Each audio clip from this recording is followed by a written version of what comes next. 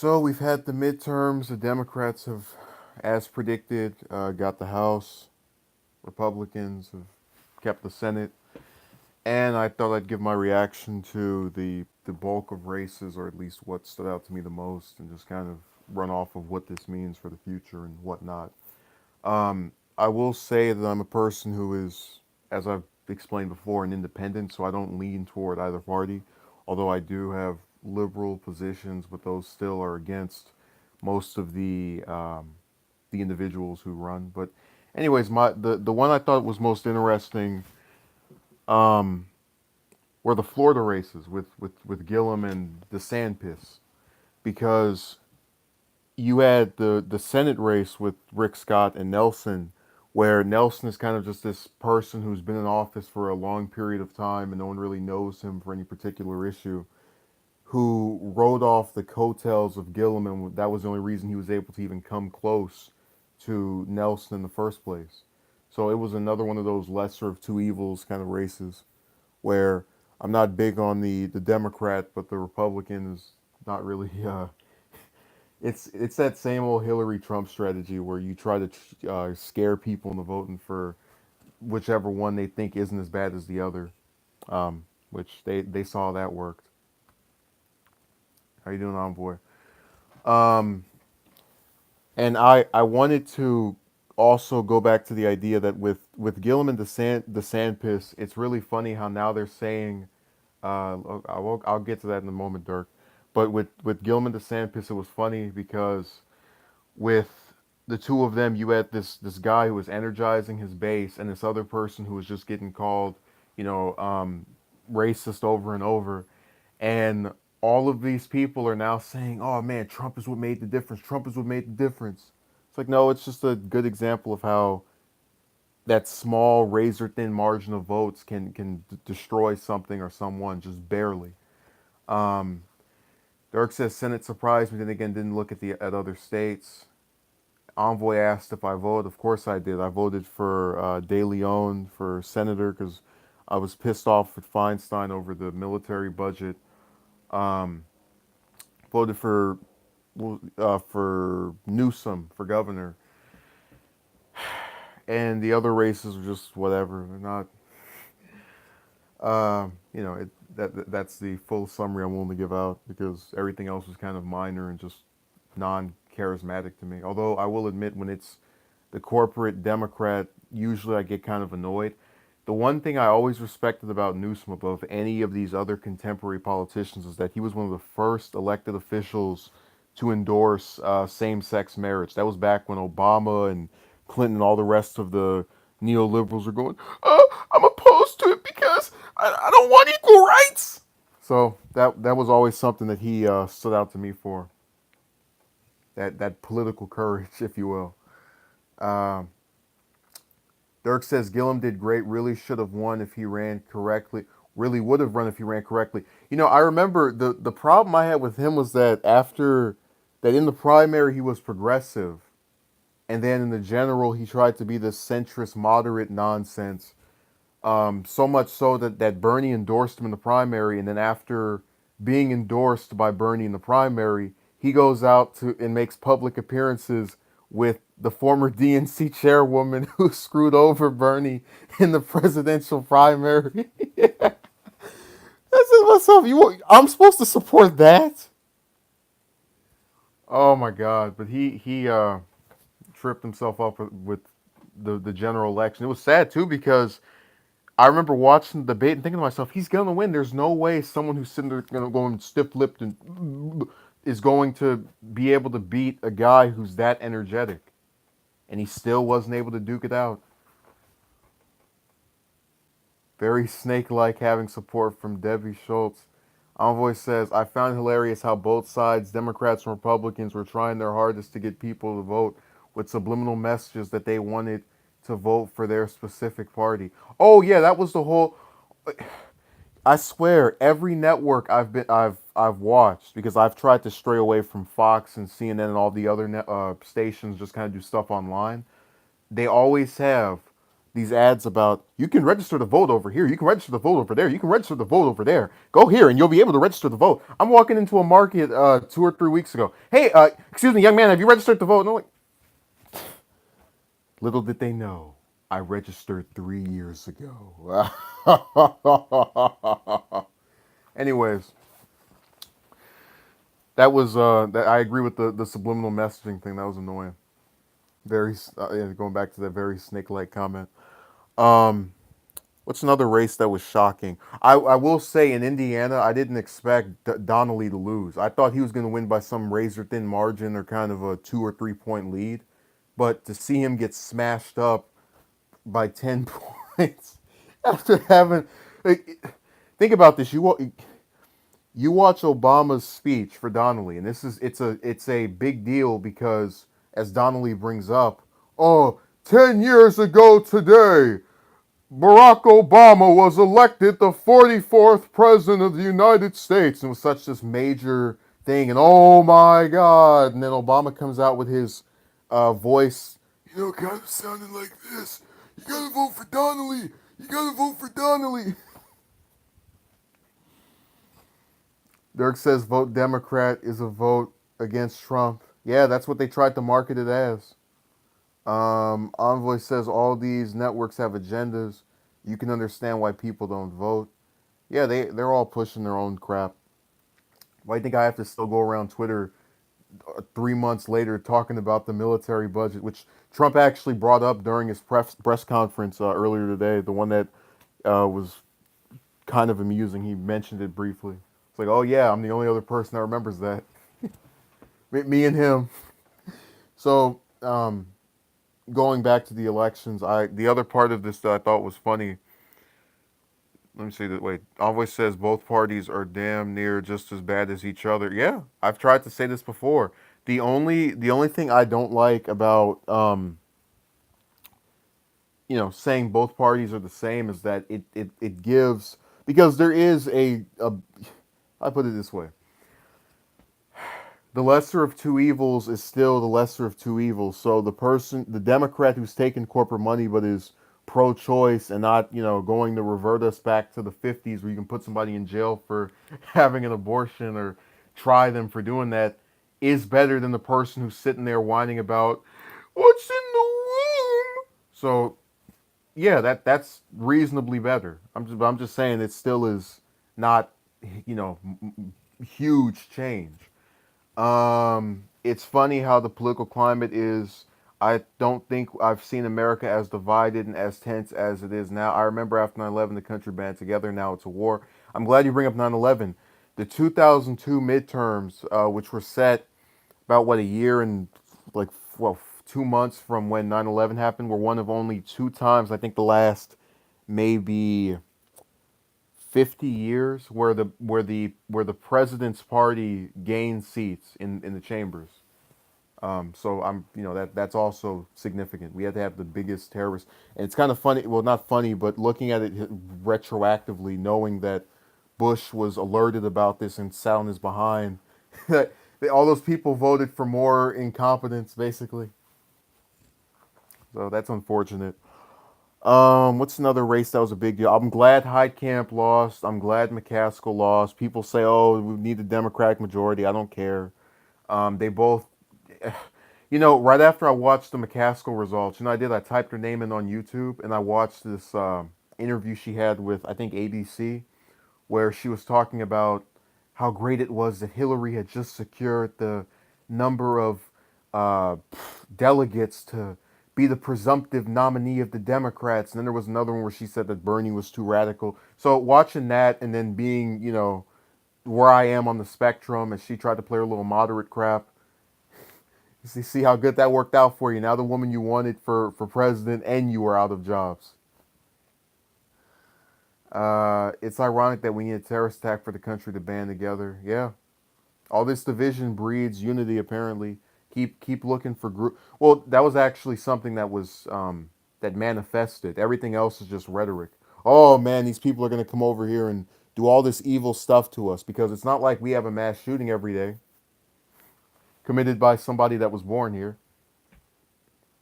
So that's that. Um, Another important race. I'm trying to think.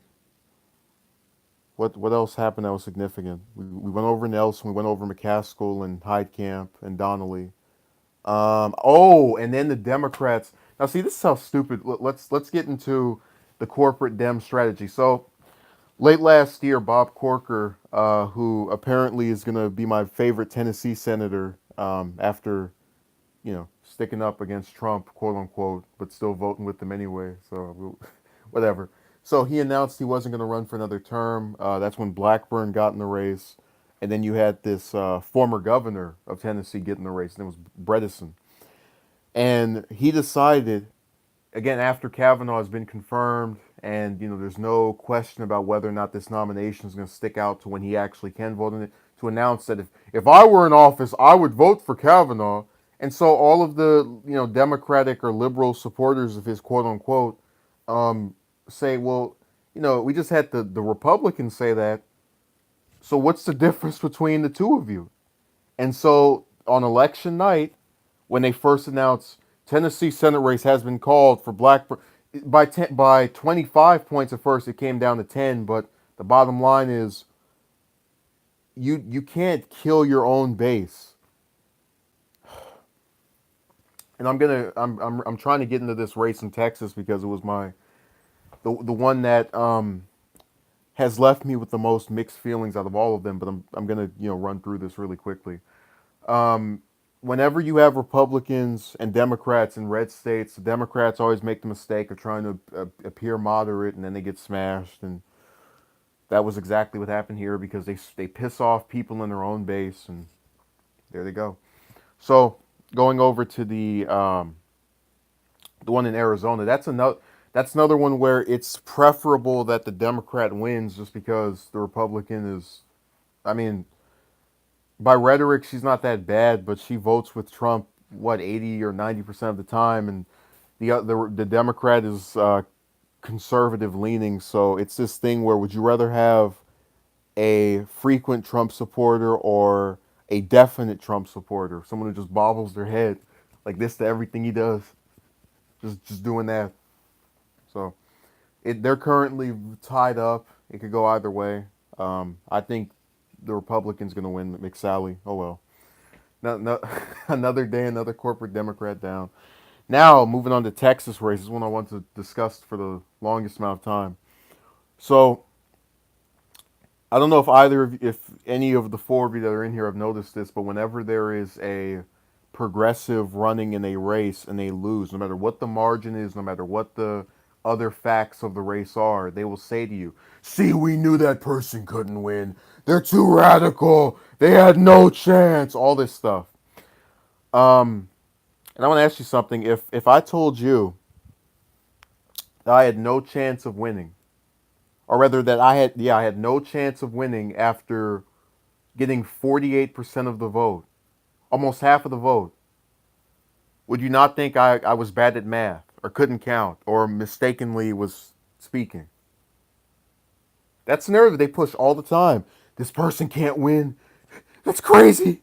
So in Texas, they're having a celebration. It really sucked because that was the one race I followed the most on Twitter, so I like seeing all the idiots that were writing, "We're gonna keep Texas red," um, because they were under this impression that we're gonna win by this big margin, and oh man, yay, woohoo, and they got their wish, but it was it's it's one of those things where I would brag were it not so disappointing, but it's not disappointing for the reason of, oh man, they were right. The person I wanted to win really did barely get any of the vote. No, no, no. It's the fact of how close it was and how it proves. And I'm going to try to play this by the numbers for you. So when Cruz first ran for the Senate back in 2012, he got 4.4 million votes. This time, he got 4.2. The Democrat he ran against, I think it's like Paul Sedler, whatever. Doesn't matter. We'll never hear about him again. But he gets 3.1 million. So it's a 56-40 whatever margin. It's really not even close. It's called the day just when it starts. So 200,000 people. Yeah, Envoy. It was 50. It was 50.9 to 48.3. Um, there was a 200,000 vote difference. But I'm trying to explain to you that this means that O'Rourke was able to get almost 1 million more votes than the Democrat last time around, while Cruz got 200,000 less people to show up for him. Let me tell you something. So if that happens in Florida or Ohio or North Carolina, that is a razor thin victory for the Democrat or Republican, depending on who wins. If that happens for a Republican in what I consider to be the reverse version of here, this is California. So if a Republican just barely wins a statewide election in their own favored area, that is a colossal failure for that candidate. And no amount of, oh, we just barely got through by O'Rourke, none of that will compare with the idea that, wait a second, we just barely got through in the reddest of states. So Envoy asks, do you eventually see Texas becoming a blue state? Yes. But the problem is it has to the Democrats in that state have to stop being stupid. You have to go and energize the groups that don't show out normally to vote. Almost a million more people came out for O'Rourke than the last Democrat. What does that tell you? All this stuff about, oh, I'm going to win over Cruz's voters. None of that works.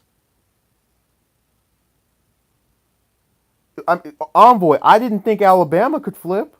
But, well, to be fair, they had the molester, the accused molester. But the bottom line is that was another state where there was a Republican, it was Republican leaning.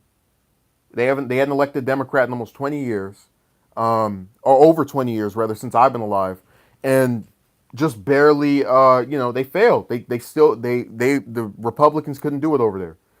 So Dirk is saying it's a failure for Cruz. Exactly, but here's the thing. Let me tell you how stupid a lot of these supporters of these candidates are.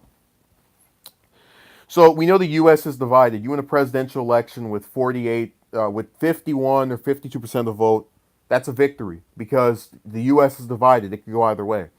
But if you win an election in a state where it's leaning toward you with 1 point, that's not a victory.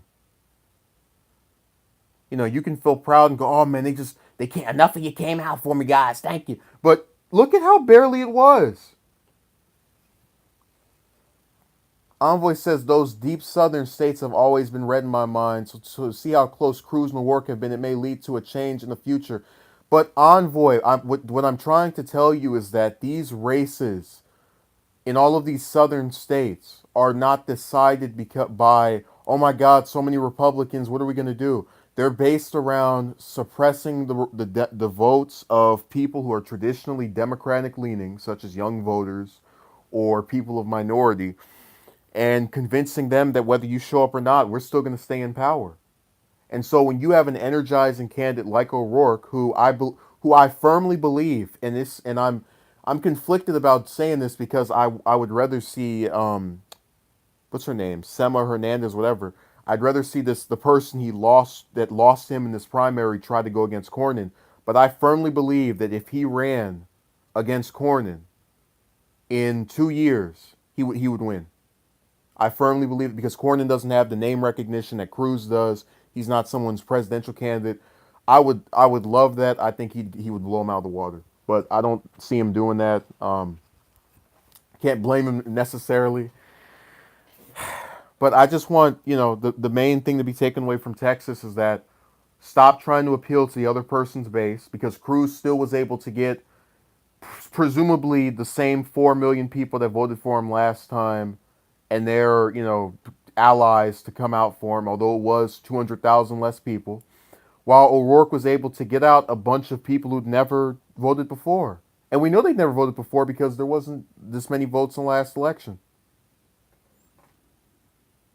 So if he were to run again in 2 years against Cornyn, he would have much larger name recognition going in and a fundraising list.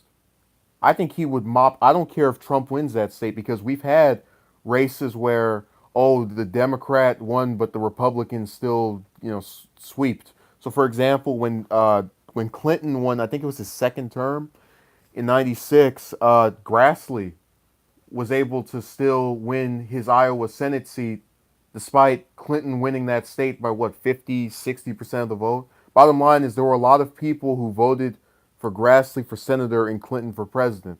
Just like with in Texas with this gubernatorial race where Abbott was able to win by over 10 points, a lot of people that voted for Abbott voted for O'Rourke. Or they didn't vote for Cruz, one way or the other. Well, you can say Trump has been such a polar, which is why more people voted in Tech time compared to least in essence has galvanized people who wouldn't vote to vote. Yeah, they didn't want to go up before, now they want to, and I'm glad they did. And I just hate that because he didn't win, they're going to frame the messaging in a really screwed up way, which is this idea that he never had a chance. Which again, you don't give 48% of the vote and never had a chance. That just doesn't happen. And I actually got kind of pissed because they called it when it was at 30% and it was 3 points away from each other. I was like, wait a second, that's kind of weird. Why would they not even have half the vote and it's only a few points down? And I predicted that it would get closer as got closer to having all the votes counted, and it did. It became 2 points or 1.5 or whatever instead of the three that they were projecting initially.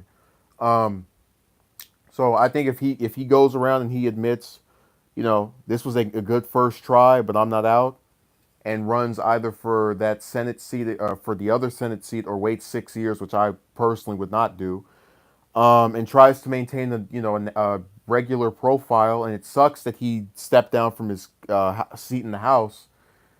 I think he would stand to win, for the reasons I just mentioned. And it really this was an accomplishment that people are going to sell short to serve their own agenda. What O'Rourke was and is should be done by every Democrat in every single one of these red states.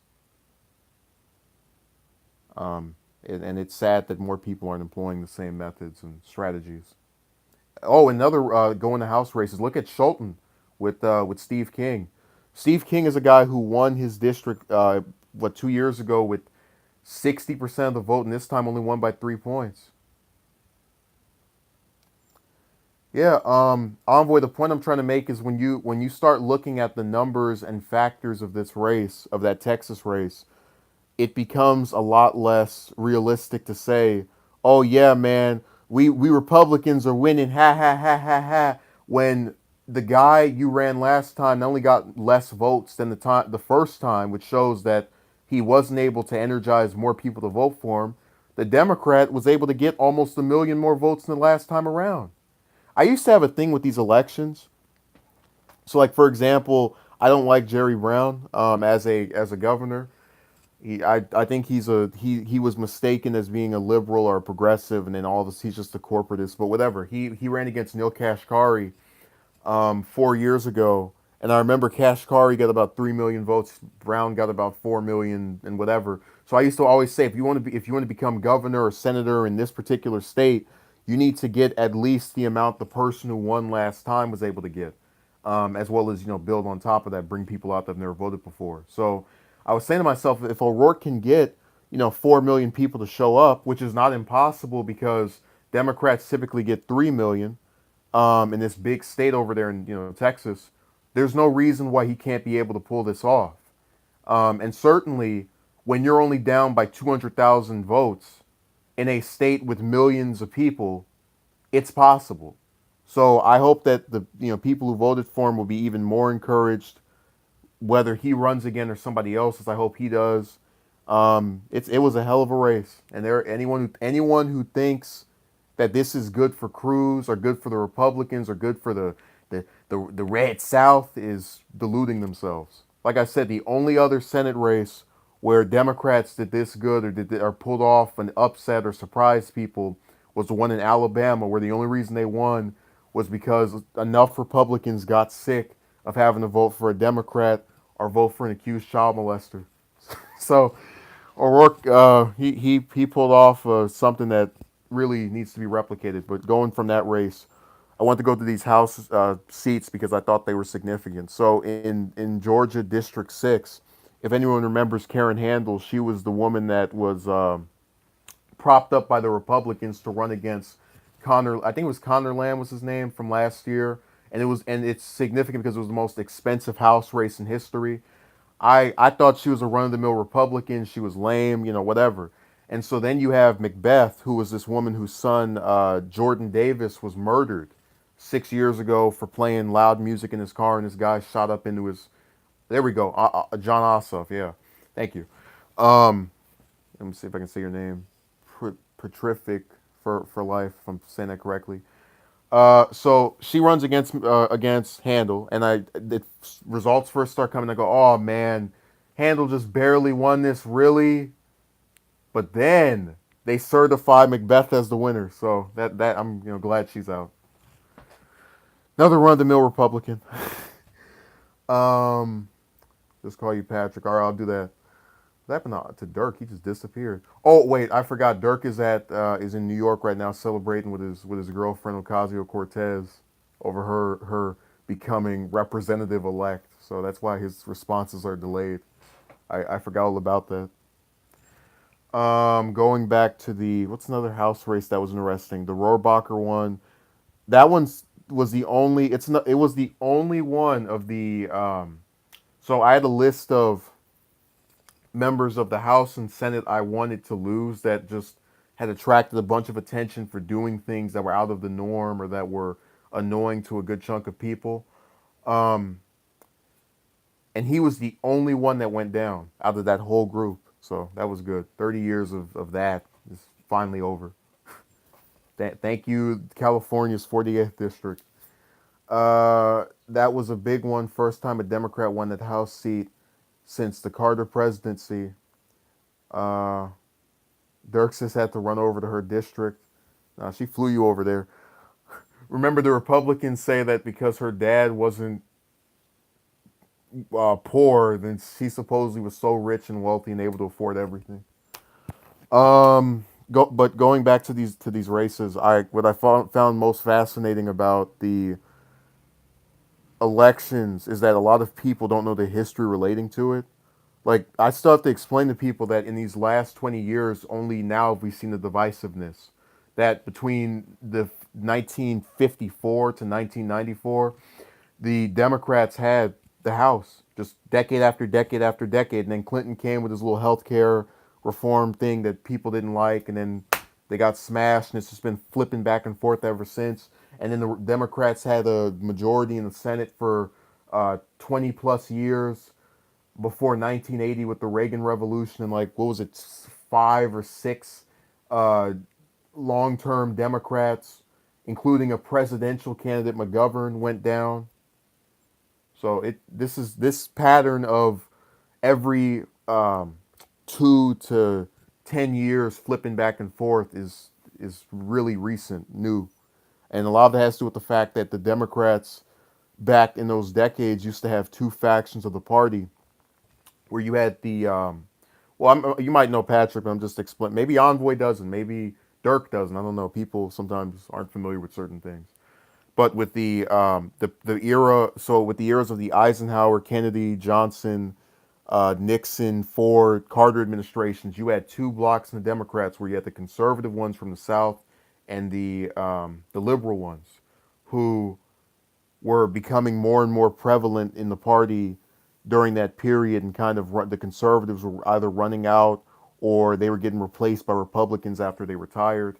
So that's when that block started disappearing because less and less people of varying ideologies were coming around. Um, okay, even more factions than that. Also with the yeah, but I'm just trying to give an overview. Also with the Republicans, of course. It's really funny when you look at a lot of old laws like the Civil Rights Act, for example. People go, "Oh my God, I can't believe that passed. It was so revolutionary." Like, yeah, but it didn't. Most members of the Senate voted for that. It was just the Dixiecrats that voted against it, and then it was able. The bottom line was that when you look at things through how things are now, where a lot of stuff that's important barely squeezes through, you had you had these old laws or these laws that are historically well known that just were able to slide right by because of the like a growing consensus among congressmen and senators that hey, we have nothing to lose from having this as a law. Okay, Dirk says I'm a check VOD on break, maybe a blue wave. Oh man, Dirk, I wanted to do a stream on the 2020 seats because that's when the Republicans are going to have a hell of a time. They're bragging about, hey, we picked up 4 seats. If they have any idea of the fact that things will be completely reversed next time around, they should be afraid, very afraid, because most of the, I mean, think about this. McConnell, Cornyn, all of these Republicans are going to be up for re-election in 2 years in the Senate. The Democrats, I firmly believe, will be able, if they run people that are worth a piss, will be able to. It's going to be a hell of a thing. Um, I'm looking at Susan Collins with her 35% approval rating. Ooh. All right. Patrick says, ironically, the majority of Republicans supported it. Yeah. If you're referring to the Civil Rights Act, all of these laws back then when there was no corporate money telling you what you could and couldn't vote for, and trying to, fill your pockets off of somebody else's misery and suffering, people were able to just honestly look at laws and say, there is no reason why we can't have this. Okay, in a weird way, the Dems controlling Congress can actually help the GOP. Oh, yeah, because they'll be able to say, see, they're obstructing things. This is why you shouldn't put them in power. Oh, don't get me started on those old time classic senators, man. Those were. I mean, I'm still the only one that sits over there, talking about how great Humphrey was, and most people don't even know who he is by this point. I actually have seen some comparisons between him and Hillary, and those drive me crazy. But whatever. But like I was saying, the idea that you can have elections where the Republicans lose the House, and I'm not happy about that all the way because a lot of those are corporatists that, like, I really wanted Richard Ojeda to win in West Virginia, and all these people were bragging about, haha, your guy lost. I'm like, yeah, but he lost by what, 10 points in a district that Trump won by 30 or 40. So what does that tell you? A lot of Trump voters ditched what was it, Carol Miller, and voted for him. That's nothing to get embarrassed about. Just like what? Let's take it a step further. West Virginia's Senate primary, you had Paula Jean Swearengin, who was outraised in terms of financing by Manchin 9-1, and she was able to get 30% of the vote with no advertising either. That is an accomplishment. You can't, like, people always think that because someone doesn't win, nothing comes out of it. I'm gonna have to end this because I'm gonna get something to eat. But a sizable portion of Trump voters are centrist. Yeah, a lot of them had their economic issues, and that can be discussed for days. But the bottom line is all this stuff about his loyal bloc is not, at least out of the ones that voted for him, that doesn't run all the way true. I mean, if Trump is going to win by 43, actually, you know what? I'm going to take it back. The way it works is that if it's a statewide election, it probably is his voters going out for whoever the Republican is. But if the Democrats can get other people to show up for them, they can pull it off. If he gets them again, he'll win big in 2020. Um,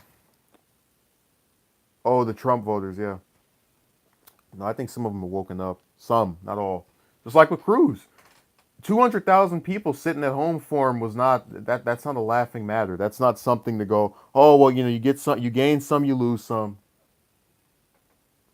So he his goose was almost cooked, and I'm very happy. I wish what I'd like to do for the 116th United States Congress, whatever, is create a list of politicians that I would go about systematically trying to ruin the political careers of. So, for example, if you have a senator vote against, whatever law, and then you find out that 50 or 60% of the people that live in their state benefit from that because of some crap that's going on there, phone bank, call the people over there, say, hey, look, did you know your senator voted for this? Yada, yada, yada.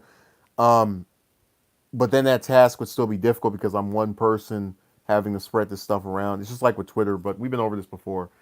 The number of people who are awake to what is going on is increasing, but the number of people who are committed to fighting back against what's going on is very small. So it is a give and give and take kind of scenario. Um, I'd say I would give the night overall maybe a 6 out of 10 in terms of my expectations and predictions. The people I really wanted to win, so like Ojeda, O'Rourke, uh, to an extent, yeah, Abrams, they didn't, but getting the margins that they did in the areas that they did is not something to just sit over there and go and get, you know, said. Oh yeah, well I was saying before that it was that the Democrats were going to win the House and lose the Senate. But people didn't want, like, I had a person who, when I was reading the Cruz and O'Rourke race, I said the same thing. Patrick, go. I have a video called O'Rourke will lose for the dumbest reason or whatever, or due to massive voter stupidity. So I'm saying that that prediction was with me as well. What I'm telling you is that when I was sitting here last night watching the results, I had a person who confidently came in and said Cruz is done. I'm like, stop that.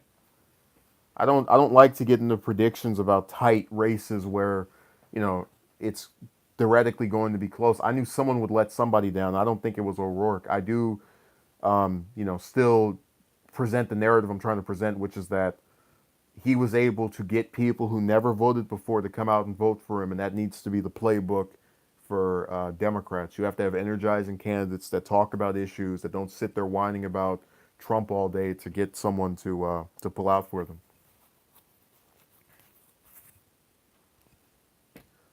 Um, I think that's pretty much it.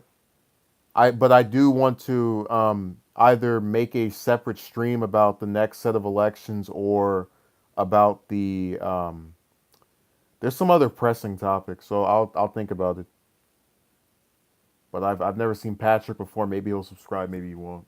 Stay tuned. Um, the other part of this that's very fascinating is having all of these people sit here and talk about how it's not going to cut it. It's not a real end game. I consent to that.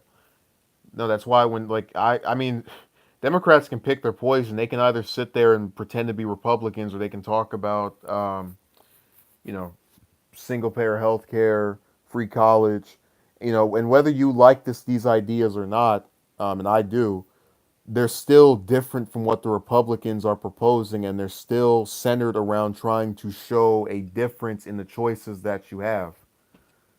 Yeah, that's part of why I'm fed up with them as well. And I think I told you, I didn't say this to you directly, but I've said this before, that the way elections used to work was that you had two options, and one of them would excite you, you go out and vote for that person. And now the way it works is you owe the Democrats your vote, and if you don't give it to them, you're the worst person that ever lived, and you're part of the evil, and you're complicit with the villains and all that nonsense. And that style of running elections is falling short because people are waking up to the idea that, wait a second, that's a candidate, that's not Jesus or Moses or some deity that people can argue on a philosophical level deserves my respect. That's just a random person who bleeds, breathes, and pretty much does everything that I do, except they're backed by loads and loads of money. All these people talking about, oh, I feel so sorry that this senator or this person who lost this election. I don't. They're sitting over there getting paid. I read somewhere that Cruz went into the Senate with 500,000 as a net worth, and then now is like worth 4.3 million. And then somebody on, because People say that's how you know he's corrupt. Someone on Twitter said, "Well, his book was a bestseller." Like, man, come on! No millions of people didn't show up to buy that book. Get out of here! Don't even play that game. They all go in it to make money. Yeah, and then whenever you have someone that calls it out, they end up being screwed because they don't have the cash to appear on TV or to solicit the attention of the media.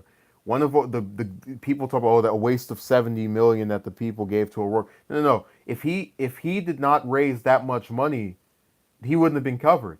Like those headlines of O'Rourke has just raised 50 million kept him in the news. So it was a good thing they did that. It was very assisting to him.